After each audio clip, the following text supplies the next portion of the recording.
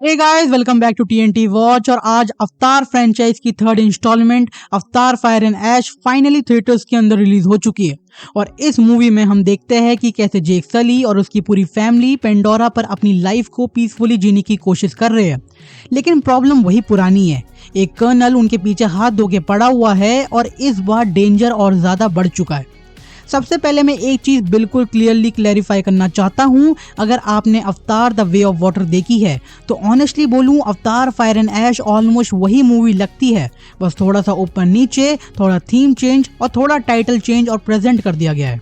मतलब James Cameron भैया ने ऑलमोस्ट वही स्टोरी को एक नए कवर के साथ फिर से ला दिया है।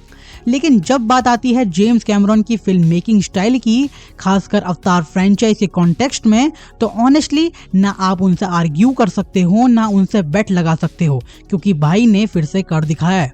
James Cameron did it again. अब सबसे पहले बात करते हैं उस एस्पेक्ट की जिस वजह से अवतार फ्रेंचाइज जानी जाती है, द विजुअल्स। 2009 में जब पहली अवतार आई थी वो एक कंप्लीट मास्टर क्लास थी, शॉकिंग, ब्रेथ टेकिंग और उस टाइम के हिसाब से प्योर सिनेमा को हिला देने वाली मूवी। फिर जब अवतार द वे ऑफ वाटर का अनाउंसमेंट हुआ, लोग डबल एक्साइटेड हो गए थे, क्योंकि पहली मूवी ने ऑलरेडी स्टैंडर्ड सेट कर दिए थे और सेकंड पार्ट ने वाटर वर्ल्ड को इतना ब्यूटीफुली एक्सप्लोर किया कि टेक्निकली वो अपने आप में एक विजुअल एक्सपीरियंस बन गई थी। अब आते हैं अवतार फायर एंड ऐश पर। ये मूवी कम्प्लीटली CGI और VFX पर बनी हुई है और ऑनेस्टली हर एक सेकंड, हर एक फ्रेम, हर एक कैमरा शॉट आपको कभी भी ये फील नहीं होने देता कि विजुअल्स में कहीं भी क्वालिटी ड्रॉप हुआ है। पेंडोरा का जो इमर्जन और फील होता है ना, वो मूवी की किसी भी मोमेंट में ब्रेक नहीं होता, बल्कि पूरी मूवी के दौरान मेरे दिमाग में बस एक ही लाइन चल रही थी, विजुअल्स आर फ्रिकिंग इनसेन। अगर आप सिर्फ और सिर्फ विजुअल एक्सपीरियंस के लिए मूवी देखते हो तो विदाउट एनी डाउट ये मूवी आपके लिए बनी हुई है। और मैंने ये मूवी देखी है IMAX 3D में और ऑनेस्टली बोलूँ तो जो एक्सपीरियंस था ना वो नेक्स्ट लेवल था। इतने डेंजरस विजुअल्स वाली मूवी अगर आप नॉर्मल स्क्रीन पर नहीं बल्कि IMAX जैसी बड़ी स्क्रीन पर और वो भी 3D में देखो तो हर एक मूवमेंट स्क्रीन से बाहर आता हुआ फील होता है आपको। आंखें स्क्रीन से हट ही नहीं पाती, इस लेवल का इमर्सिव एक्सपीरियंस देता है ये फॉर्मेट। लेकिन इस पार्ट 3 के लिए जेम्स कैमरॉन ने एक नया एक्सपेरिमेंट किया है। जेम्स कैमरॉन ने खुद ऑफिशियली बोला है कि इस पूरी मूवी के ऑलमोस्ट 40% हिस्सा हाई फ्रेम रेट में शूट और प्रेजेंट किया गया है। मूवी का रन टाइम है अप्रॉक्स 3 घंटा 15 मिनट और उसका लगभग 1 घंटा 18 मिनट 48 FPS में है। नॉर्मली हम थिएटर्स में जो मूवीज देखते हैं वो 24 FPS में होती है, लेकिन पर मूवी के बीच बीच में डायरेक्ट 48 FPS पर स्विच करती है, जहां स्मूथनेस लिटरली नेक्स्ट लेवल हो जाती है। मूवमेंट अल्ट्रा स्मूथ लगता है, एनिमेशन और ज़्यादा रियलिस्टिक फील होता है और फिर अचानक से मूवी वापस 24 FPS पर आ जाती है। बस क्लैरिफाई कर दूं, ये 40% हाई फ्रेम रेट पूरी मूवी में कंटिन्यूस नहीं चलता, ये मिक्स मैच करके डिफरेंट सीन्स और शॉट्स में कट करके उसको यूज़ किया गया है।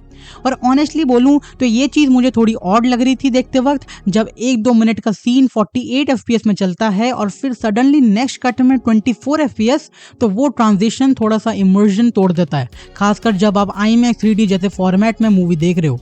मुझे याद है अच्छे से कि वे ऑफ वाटर में भी, लेकिन वहाँ काफ़ी कम नोटिसेबल थी ये चीज़।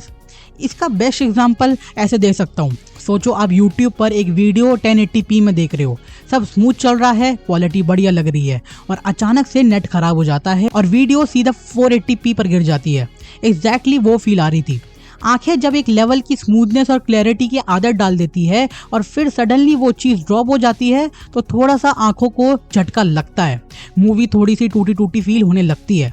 हाँ, हो सकता है ये चीज़ बहुत लोगों को बिल्कुल भी मैटर ना करे और ऑनेस्टली ये एक प्योरली टेक्निकल ऑब्जर्वेशन है। अगर इस टेक्निकल पॉइंट को साइड रख दे तो मूवी के विजुअल्स एकदम फाड़ है। डिफरेंट कलर ग्रेडिंग्स, हर एक एनवायरनमेंट ऐसा लगता है जैसे रियल लाइफ पेंटिंग हो। एक्शन सीन्स में कैमरा एंगल्स का जो यूज़ किया गया है ना, वो देखकर अलग ही मज़ा आता है।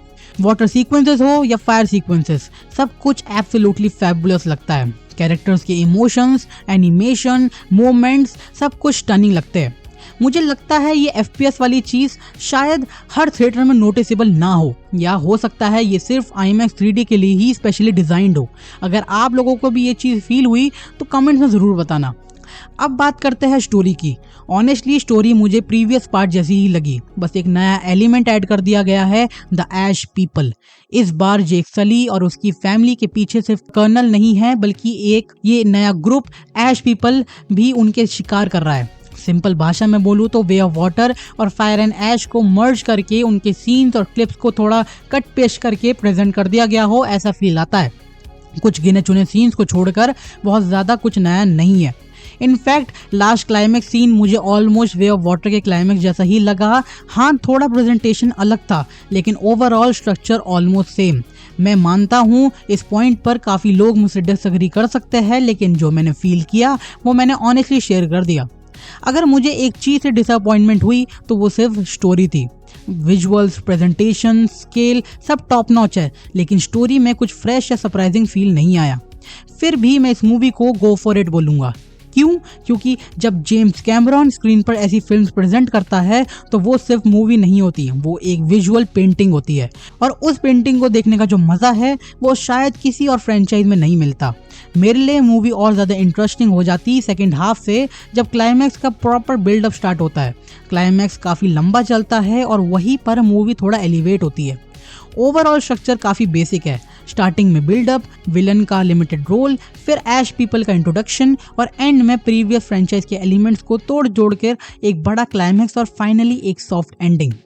तो मेरी तरफ से ये मूवी डेफिनेटली एक विजुअल ट्रीट है। अगर आपने अवतार फायर एंड ऐश देख ली है तो कमेंट में ज़रूर बताना कि आपको मूवी कैसी लगी। और अगर आपको ये वीडियो थोड़ी सी भी हेल्पफुल लगी तो लाइक करो, शेयर करो अपने फ्रेंड्स और फैमिली के साथ, और सब्सक्राइब TNT वॉच को करो, क्योंकि यहाँ पे मिलते हैं मूवी एनालिसिस और परफेक्ट रिव्यूज़। मैं मिलता हूँ आपको नेक्स्ट वीडियो में या रिव्यू में, तब तक ले देखते रहिए TNT वॉच।